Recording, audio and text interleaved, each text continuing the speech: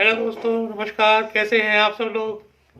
सर्दी बहुत हो रही है ना, जुकाम लगे, नाक बंद है, छींकों से परेशान है बहुत ज़्यादा।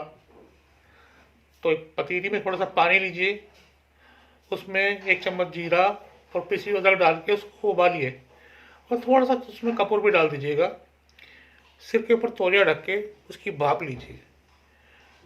छींकें बंद, नाक खुल जाएगी और आराम मिलेगा।